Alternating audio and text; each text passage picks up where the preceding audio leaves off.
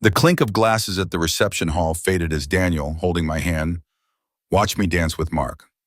I felt his grip tighten, a silent warning I ignored, my laugh echoing too loud. Later by the car, his mother offered a polite, distant smile. "She's spirited, isn't she?"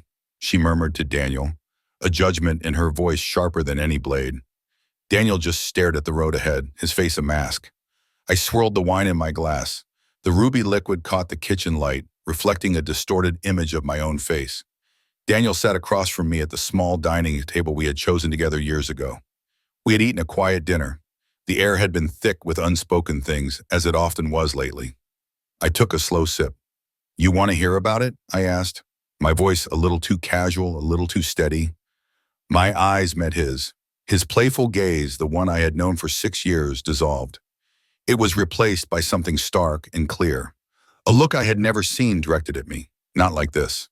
The air in the apartment grew thin. I remembered the exact moment I lost him. It wasn't when he walked out the door later that night, ease in hand. It was right there on the couch, the moment his eyes changed. The words had come out, cold and precise, each one aimed. I had wanted to see a reaction, something more than his usual quiet absorption.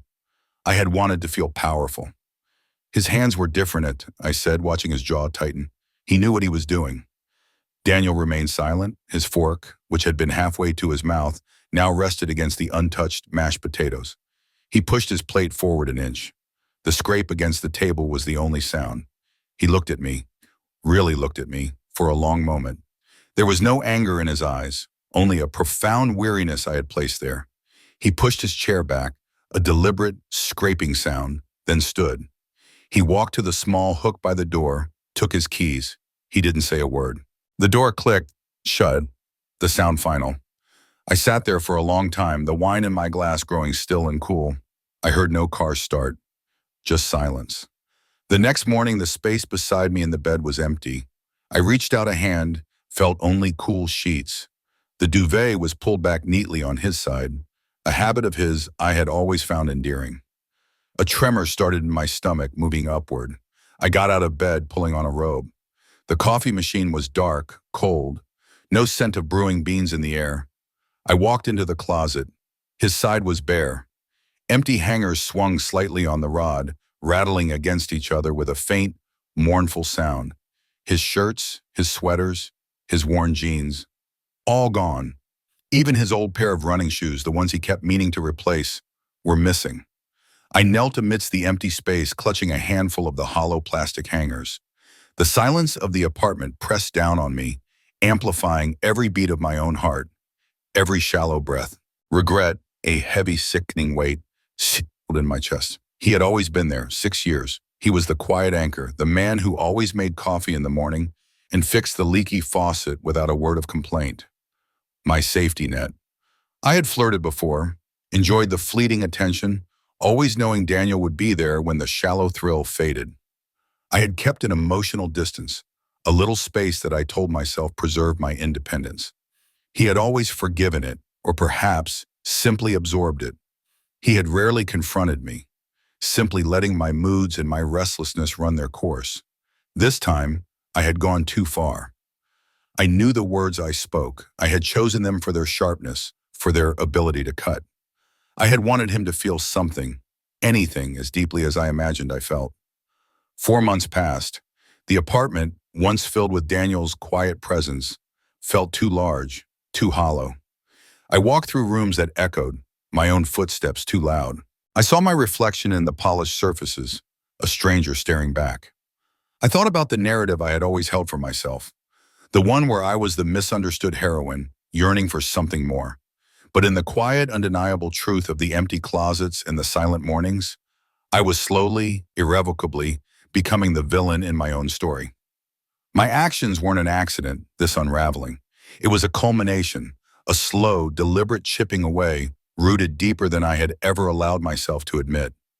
The quiet apartment, 4 months into its new emptiness, forced me to look back. I found myself sifting through old memories, trying to pinpoint where the cracks had first appeared, not in Daniel's patience, but in my own foundation. The insidious poison, as I now thought of it, came from my father, Frank Johnson. He wasn't a man who raised his voice often, but his presence filled a room, demanding a silence of its own. He moved with a kind of contained power, a sharp precision in everything he did, from cutting a piece of meat to speaking a sentence. What he taught me wasn't spoken in gentle lessons, but etched in sharp, undeniable truths. "Winners don't cry, Clara," he'd said once, his voice flat, not unkind but firm. It was a rule, not a suggestion. I was 7. I had lost the district spelling bee on chrysanthemum. I knew the spelling, had studied it for weeks. But on a stage, my mind went blank. I had come home, tears welling, not for the flower, but for the failure. Frank sat me down at the kitchen table. He didn't offer a hug or a comforting word. He looked at me, his gaze steady. "You knew it, didn't you?" he asked. I nodded, wiping my nose on my sleeve. "Then you were right," he stated. "Say it." I hesitated. "I was wrong," I whispered, the shame hot on my cheeks. He leaned forward slightly. "No, say I was right." My throat felt tight, but I swallowed and repeated the words. I was right. It felt like a lie, but his nod, a rare sign of approval, felt like truth. I idolized him. His unshakable confidence was a fortress I longed to inhabit. He never seemed to doubt himself, never showed a flicker of weakness. Most importantly, he never apologized. Apologies, he'd explained to me once, were for the weak. Once you start apologizing, Clara, people will expect it. They'll see it as an opening. His words were a shield I learned to carry, a philosophy I adopted as my own. My mother, Sarah, was a different kind of lesson. She was gentle, quiet, often moving through the house like a ghost. I remember one Christmas Eve, the smell of roasting turkey filling the small house, a carefully set table with her best china.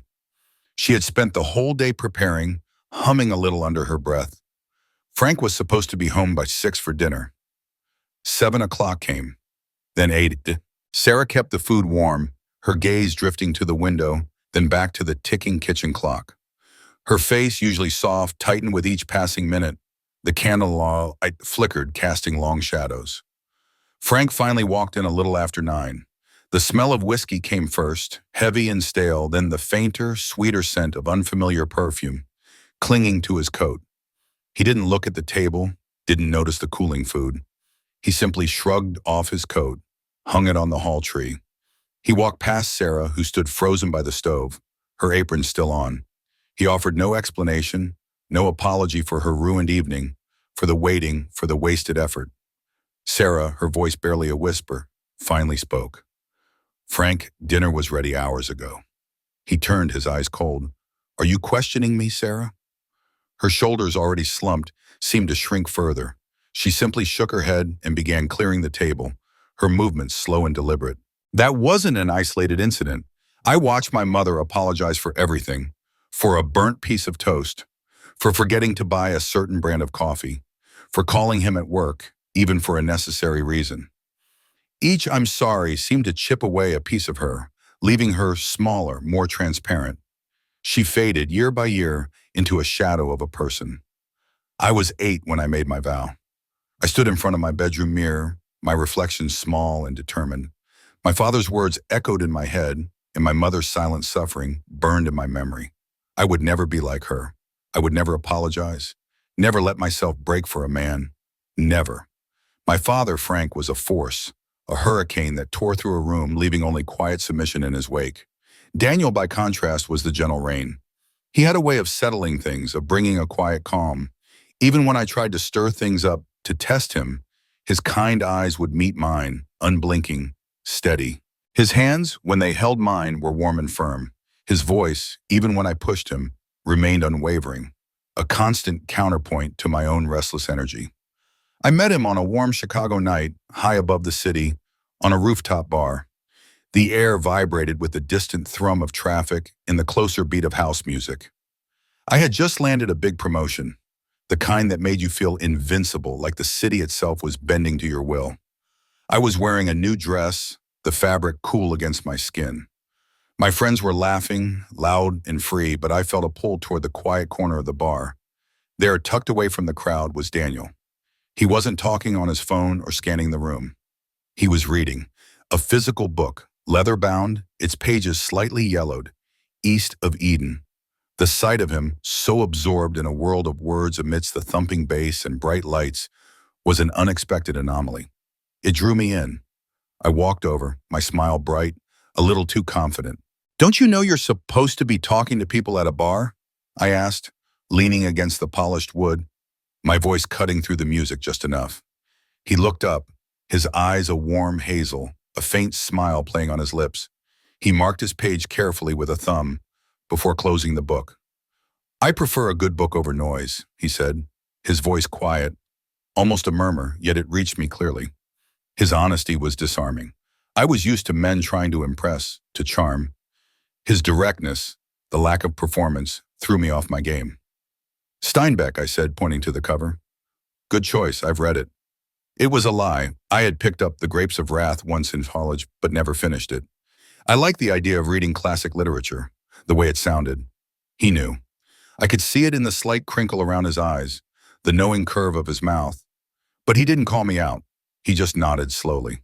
"There's a line," he began, his voice soft, "about how a man can be great or small, good or evil, loving or cruel. It's the only animal that can choose." He paused, looking at the book cover again. It always stuck with me. He offered to lend me the book. "If you really want to read it," he added, a hint of something I couldn't quite decipher in his tone.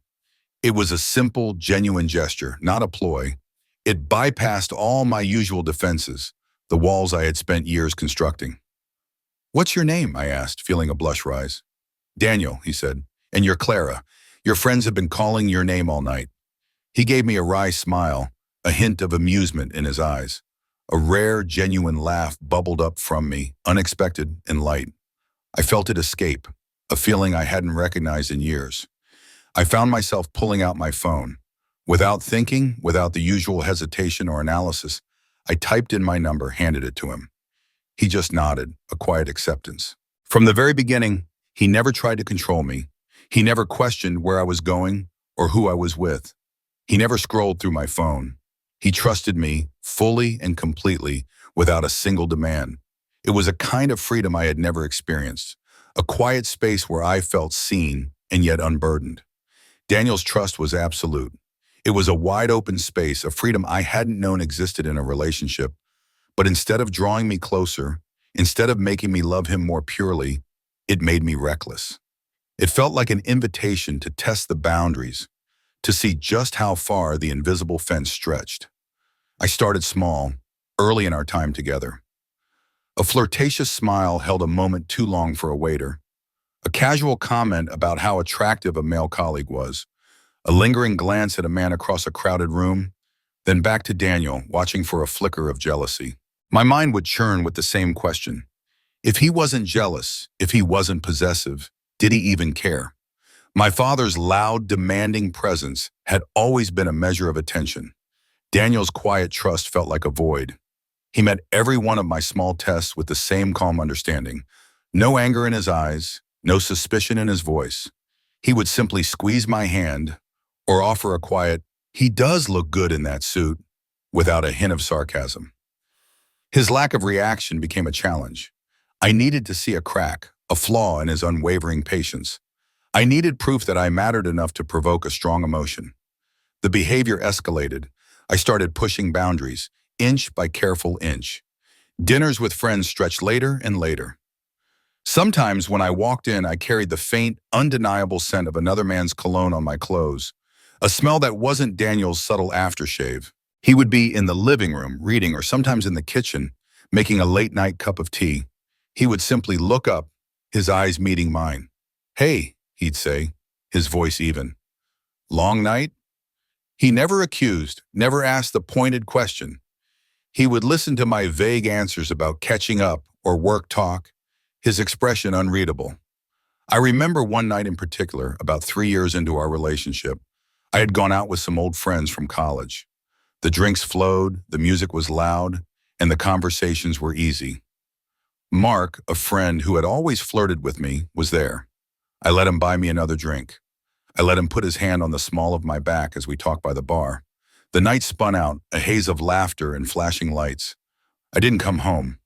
I woke up the next morning in an unfamiliar apartment, a dull ache behind my eyes. Panic, cold and sharp, cut through the hangover. I scrambled to get dressed, my mind racing. What would Daniel say?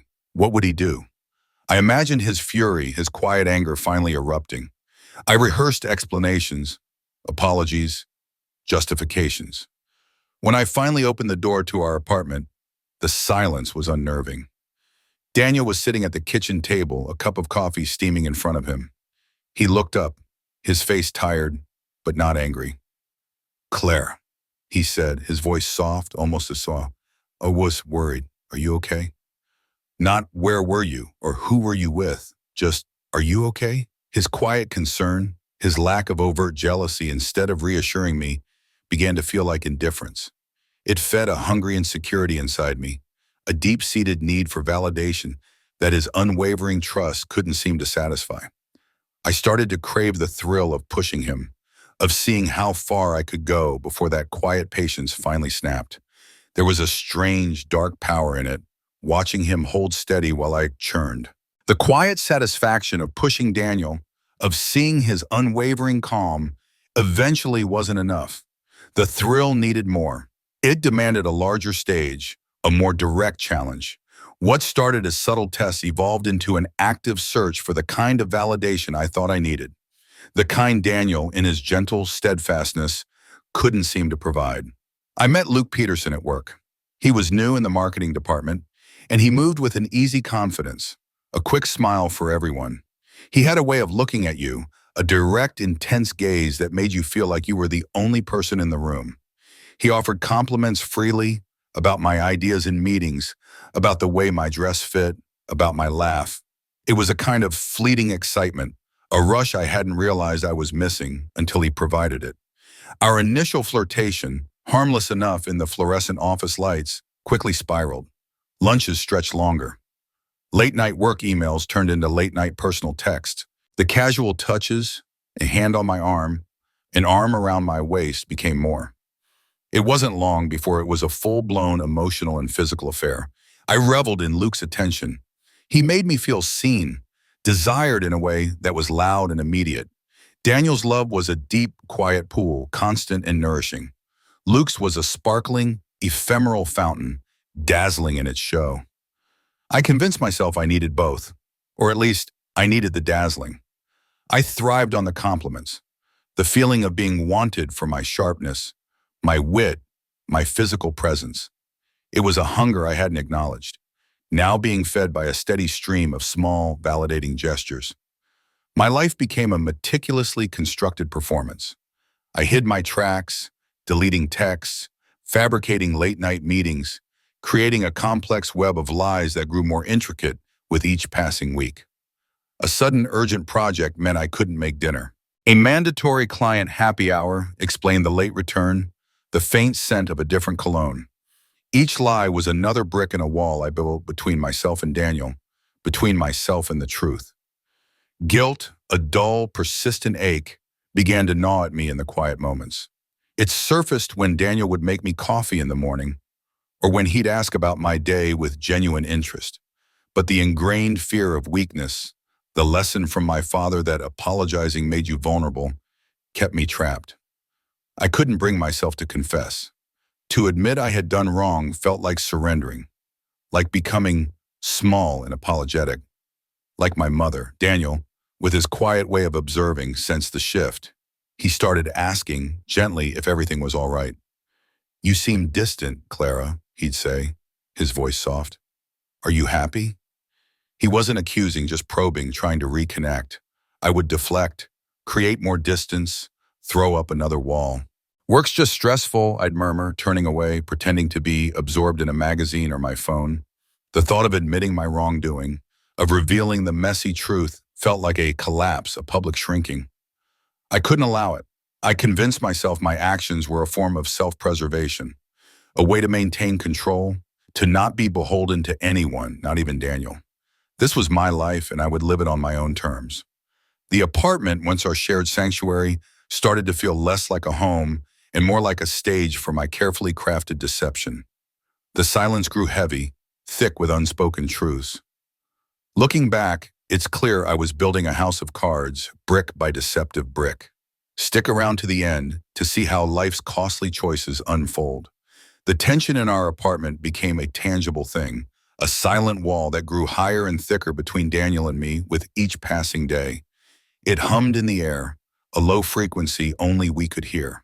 Dinner conversations, once easy and full of shared plans, turned strained.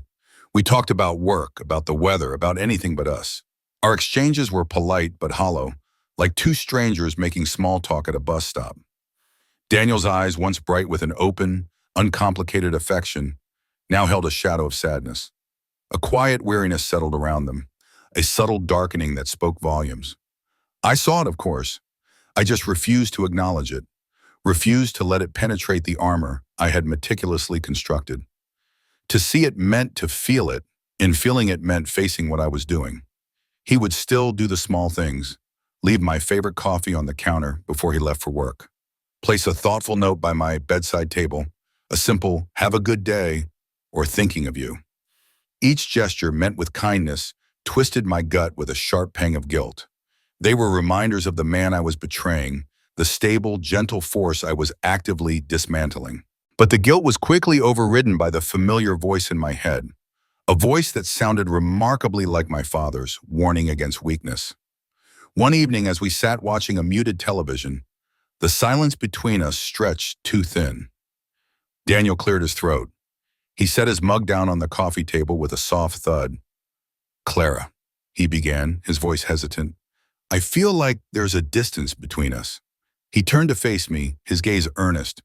"Is there something I can do? Something I'm missing?" My father's lesson immediately kicked in. Don't show weakness. Don't let them see an opening. "You're overthinking things, Daniel," I snapped, my voice sharper than I intended, a defensive reflex. I didn't meet his eyes. I kept my gaze fixed on the flickering screen. "Work's been crazy, that's all."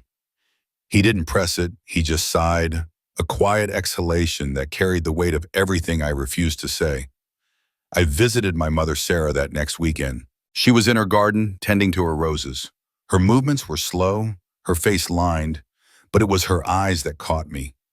They held a deep, resigned sadness, a lifetime of unspoken resentments and unfulfilled desires.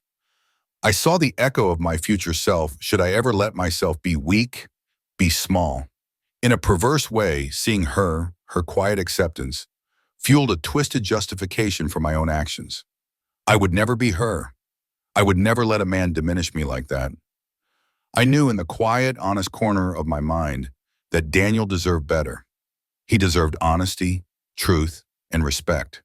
But the thought of showing vulnerability, of laying bare my failings, paralyzed me. It felt like walking onto thin ice, knowing it would crack beneath my feet.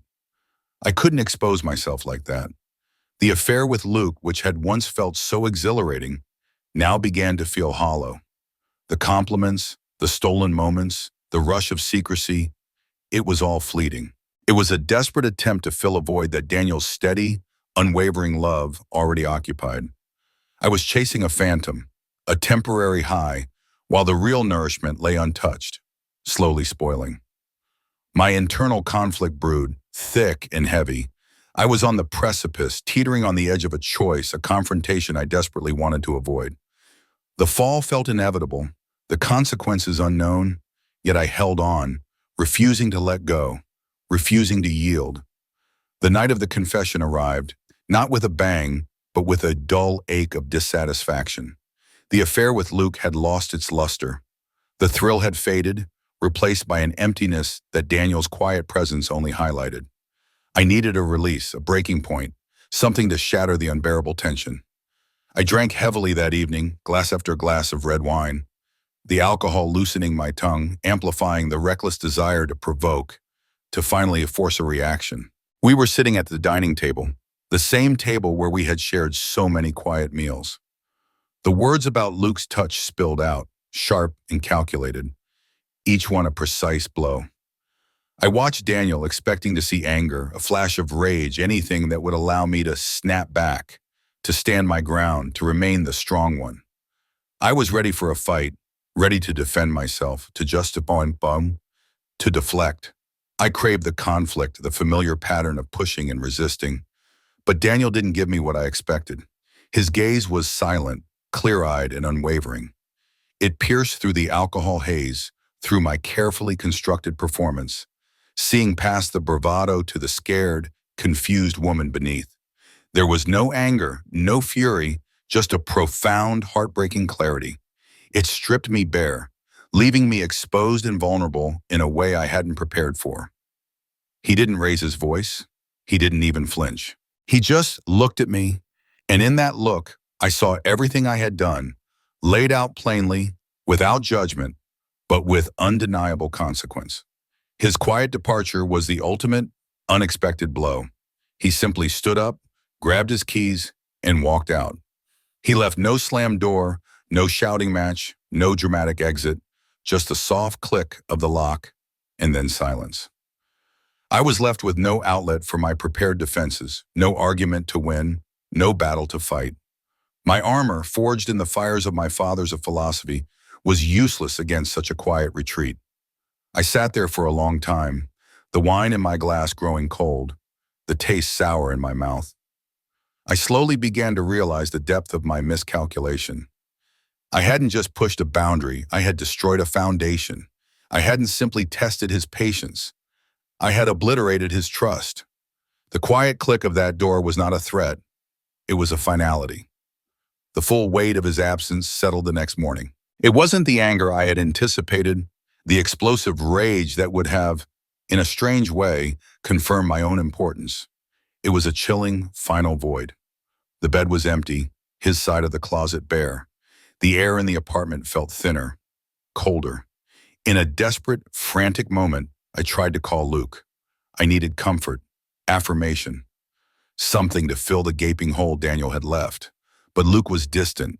His voice on the phone was polite, almost perfunctory. The thrill of the forbidden, the excitement of the chase was gone. And with it, so was his interest. He made vague excuses about being busy, about needing space. The call ended quickly, leaving me colder than before. That was when the realization began to dawn, a slow, painful awakening. My strength, the unwavering facade I had presented to the world and to Daniel, had merely been a shield for profound fear, a fear of vulnerability, of being small like my mother, of admitting imperfection.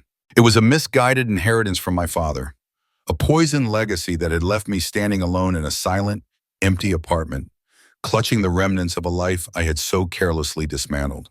4 months spun into a desolate blur.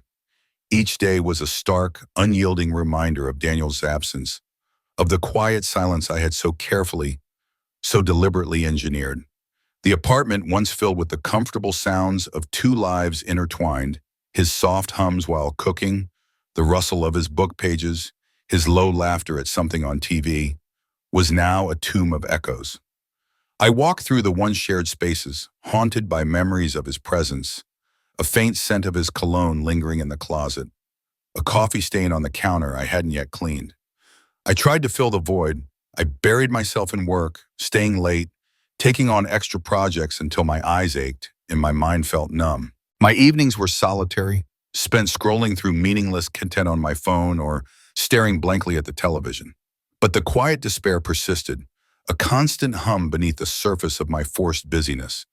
It was a cold, empty ache, relentless in its presence. My friends, those who hadn't yet given up on my increasing distance, reached out. Text asking to grab dinner, voicemails inviting me for a drink. I pushed them all away, consumed by shame, by the crushing weight of what I had done and my ingrained inability to apologize. I couldn't face them. Their kindness felt like an accusation, their concern a reminder of my failure. I pulled further inward, isolating myself in the cage I had built with my own choices. In the solitude, the truth about my mother, Sarah, began to unravel itself.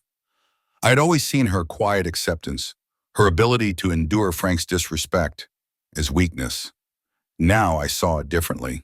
Her resilience, her capacity for forgiveness, her steadfast love, those were not signs of frailty. They were a different kind of strength, one rooted in empathy and connection, a strength I had blindly scorned. My own strength, the pride I had worn like armor, now felt like a stunted, arrested development. It was a refusal to grow, a refusal to truly connect, to engage with the messy, vulnerable parts of being human. It was a child's defense mechanism, clung to well past its expiration date. My father's words, "Apologies are for the weak," no longer sounded like wisdom, but like a poison he had inadvertently passed down. I tried to contact Daniel. A tentative text, carefully worded, asking how he was. A voicemail, hesitant and awkward, leaving my number. The silence that met my efforts was absolute. No response, no explanation. Just a wall, impenetrable and final. It was the same silence I had inflicted on him for so long, now reflected back at me.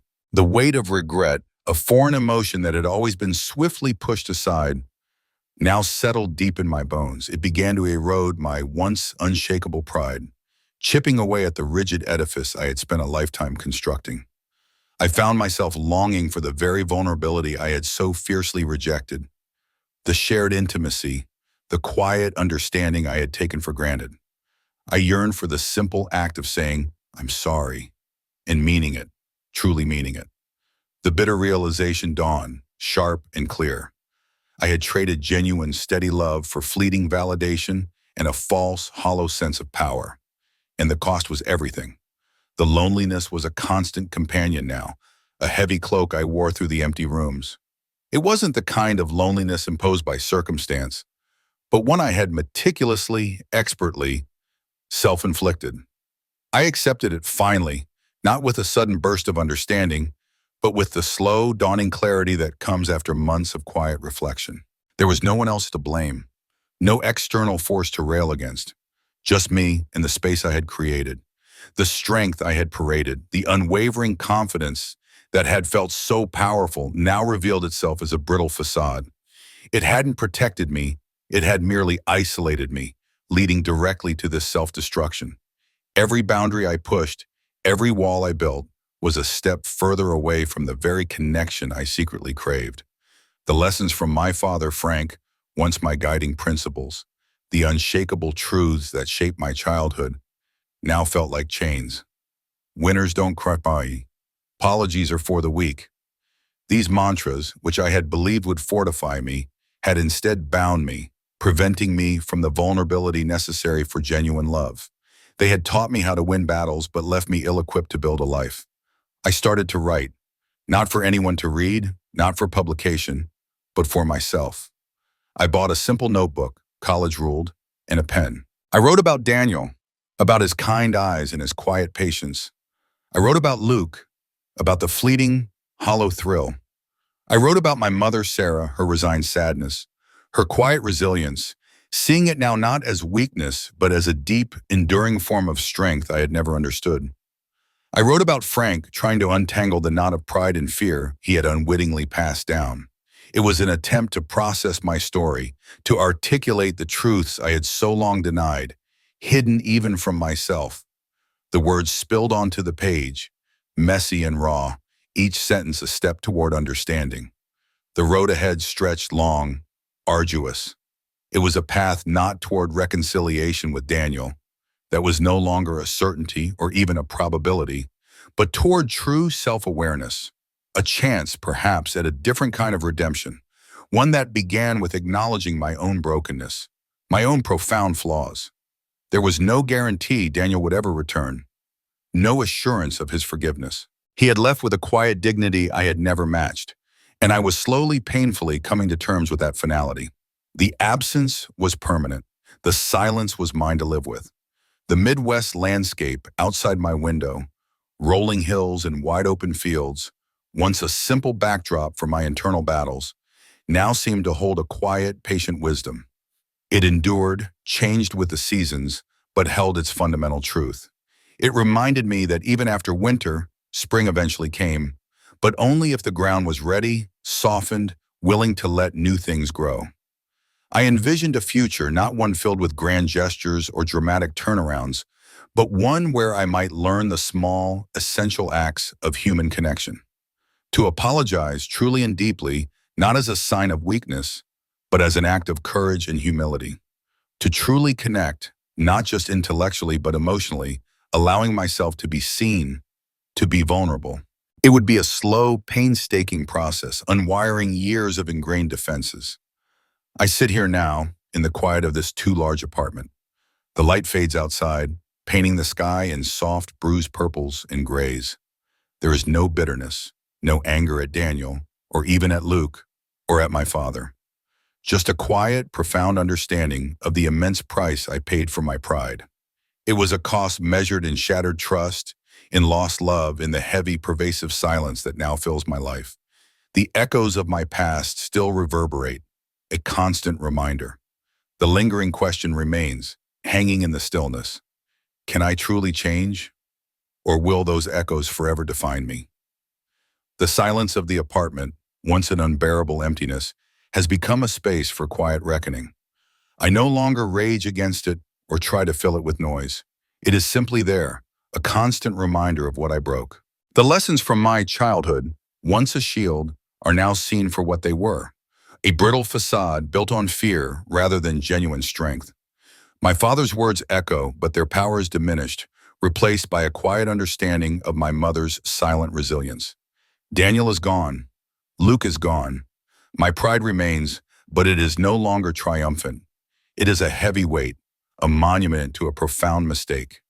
The future stretches ahead, uncertain and unadorned.